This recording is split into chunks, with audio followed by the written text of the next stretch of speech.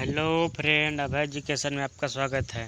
जी हाँ दोस्तों, आज के क्लास में देख रहे हैं स्वर्णरेखा नदी। पिछले क्लास में आप लोग पढ़े थे झारखंड की अफवाह प्रणाली के अंतर्गत दामोदर नदी और बराकर नदी। आज के क्लास में देखेंगे स्वर्णरेखा नदी। चलिए देखते हैं स्वर्णरेखा नदी। दोस्तों, स्वर्णरेखा का मतलब सोने की रेखा होता है। स्वर्ण रेखा का मतलब सोने की रेखा भी होता है, क्योंकि इसका रेत में सोने के अंश पाए जाते हैं। स्वर्ण रेखा की नदी में उसके जो रेत होते हैं, उसके रेत में सोने के कुछ कुछ अंश पाए जाते हैं, इसलिए सोने की रेखा भी इन्हें कहा जाता है। इसका उद्गम स्थल देख लीजिए। स्वर्ण रेखा नदी का उद्गम स्थल रानी चुआ नामक स्थान से पिस्का नगरी क्षेत्र से रांची जिला से निकलती है। स्वर्ण रेखा नदी अगर भौतिक क्षेत्र में देखे जाए तो छोटा नागपुर पठार से निकलती है। स्वर्णरेखा नदी छोटा नागपुर पठार से निकलती है, बंगाल की खाड़ी में जाकर मिलती है, और वहाँ जहाँ पर जाकर मिलती है उस क्षेत्र को तलसारी कहते हैं। तलसारी नामक स्थान कहते हैं, जो उड़ीसा में पड़ता है। जहाँ पर जाकर मिलती है वहाँ पर वर्तमान समय में उड़ीसा सरकार ने एक बंदरगाह का निर्माण कराया है। उड़ीसा सरकार ने एक बंदरगाह का निर्माण करवाया है। उस बंदरगाह का नाम कीर्तनिया बंदरगाह है। जहाँ पर स्वर्णरेखा नदी जाकर मिलती है उड़ीसा वाले तलसारी क्षेत्र में, बंगाल की खाड़ी में, वहाँ पर एक बंदरगाह का निर्माण कराया है उड़ीसा सरकार ने। उसका नाम कीर्तनिया बंदरगाह है। चलिए नेक्स्ट देखिएगा। यह झारखंड की एकमात्र नदी है जो बंगाल की खाड़ी या समुद्र में जाकर मिलती है। स्वर्णरेखा नदी मात्र एक नदी है जो झारखंड से निकलती है और सीधे जाकर समुद्र में मिलती है, मतलब बंगाल की खाड़ी में जाकर मिलती है। स्वर्णरेखा नदी की लंबाई 395 किलोमीटर है, जहाँ से निकलती है और जहाँ से समुद्र में जाकर मिलती है वहाँ तक इसकी कुल लंबाई 395 किलोमीटर है। यह नदी 3 राज्यों झारखंड, पश्चिम बंगाल, उड़ीसा से होकर गुजरती है। स्वर्णरेखा नदी झारखंड से निकलती है, पश्चिम बंगाल में प्रवेश करती है, उसके बाद उड़ीसा में प्रवेश करती है, फिर बंगाल खाड़ी में चली जाती है। अफवाह क्षेत्र देख लीजिएगा, किन किन क्षेत्रों में प्रवाहित होती है। रांची, रामगढ़, सरायकेला खरसावां, पूर्वी सिंहभूम, पश्चिम बंगाल और उड़ीसा, ये सभी क्षेत्रों से स्वर्णरेखा नदी प्रवाहित होती है। चलिए नेक्स्ट देखिएगा। इनके सहायक नदियाँ देख लीजिए। दामोदर नदी के सहायक नदी देखिएगा। जी हाँ, सहायक नदी खरकई नदी, कांची नदी, राढ़ू नदी, हरमू नदी, जुमार नदी, गगरू नदी, दुलांग नदी और डामरा नदी, सिंगदुबा नदी, सिंगरू नदी, गर्रा नदी, गुरमा नदी, कोड़िया नदी, ये 13 नदी स्वर्णरेखा की प्रमुख सहायक नदियां हैं। चलिए नेक्स्ट पॉइंट देखिएगा। खरकई नदी सिमलीपाल, उड़ीसा से निकलकर जमशेदपुर के निकट सोनारी नामक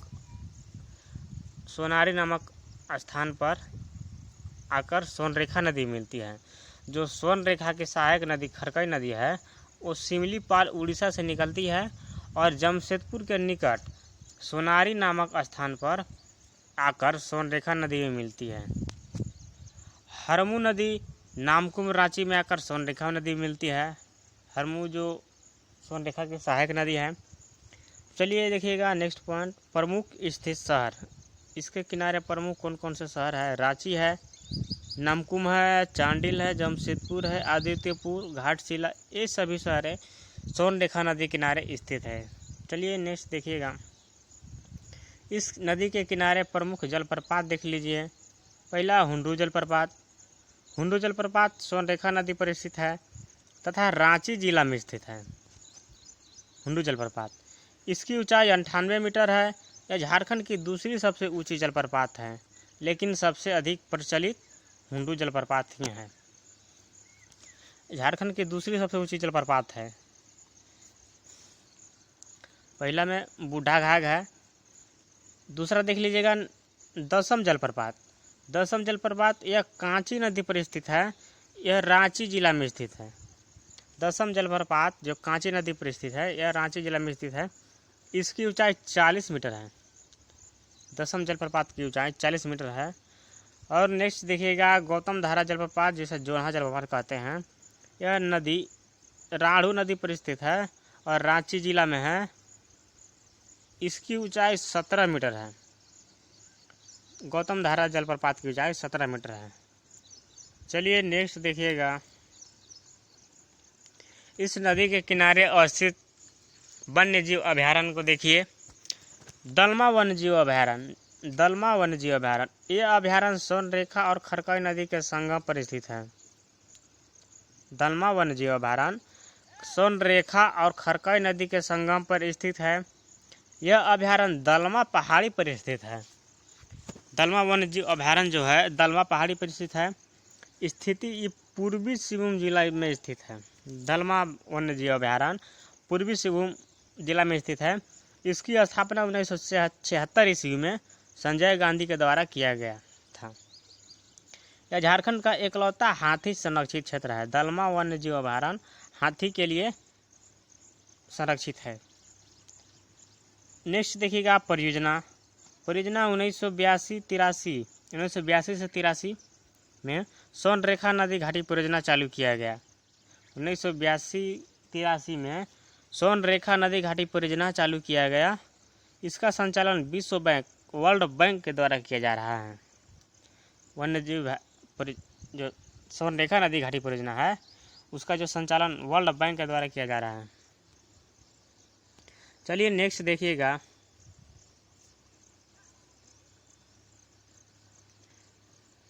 बांध देख लीजिए। नेक्स्ट बांध, इसी परियोजना के तहत चांडिल डैम बनाया गया। इसी परियोजना के तहत चांडिल डैम बनाया गया सोनरेखा नदी पर। चांडिल डैम सरायकला खरसावां में स्थित है। चांडिल डैम इसी परियोजना के तहत एक बैराज बनाया गया जिसका नाम गालूडी बैराज है।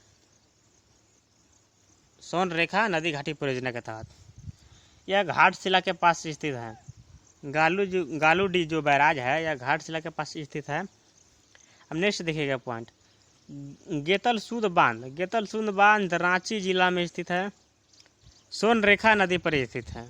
गेतलसूद बांध रांची जिला में है, सोनरेखा नदी पर स्थित है। इसी गेतलसूद में प्रथम तैरता हुआ सोलर प्लांट स्थापित किया गया।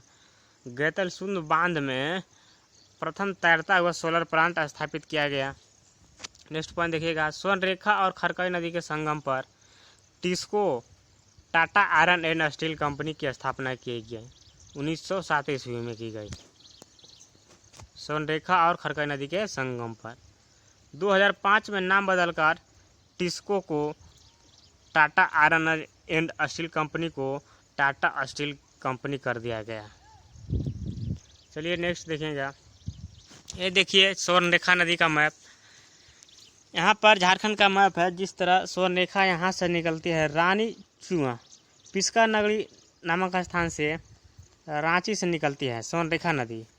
नामकुम होते हुए इस तरह यहाँ आती है और उड़ीसा से सिमलीपाल से एक खरकई नदी निकलकर जमशेदपुर के निकट सोनरेखा नदी में मिल जाती है। और फिर दोनों की संयुक्त धारा इस तरह कुछ होते हुए पश्चिम बंगाल में प्रवेश करती है, फिर उड़ीसा में प्रवेश करती है और अंत में जाकर बंगाल की खाड़ी में मिल जाती है। चलिए देखिएगा, आज के क्लास में बस यहीं तक। धन्यवाद। अगर वीडियो अच्छा लगे तो वीडियो को ज़रूर लाइक करें और चैनल को सब्सक्राइब करें। धन्यवाद।